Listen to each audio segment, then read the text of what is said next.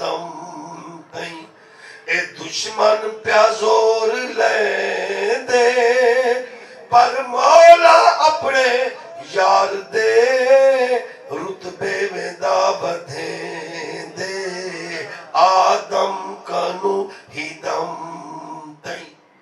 क्या मकसद? शैतान ने दुश्मनी की, उन्होंने कुरान की ट्रांसलेशन की। गुलाम रसूल शाह साहब ने, जब अल्लाह ने फरिश्तों को हुक्म दिया ना, वइज़ कुलना लिल मलाइका तस्जुदू ले आदम फसजदू, सबने आदम को सजदा किया इल्ला इब्लीस, सिवाय इब्लीस के, जिद्दी था, तू सजदा क्यों नहीं करता?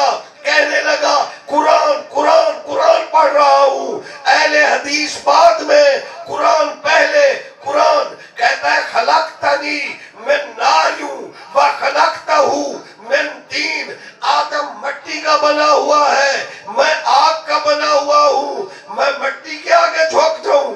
अल्लाह फरमाए मुंह पौनी मिट्टिया अखी पट के भी दिठ्या, ए मकान दिठो पर मकीन न दिठो, तख्त दिठो तख्त नशीन न दिठो, वह शैतान आदम दिठो पर नूर सैयदुल मुरसलीन न दिठो।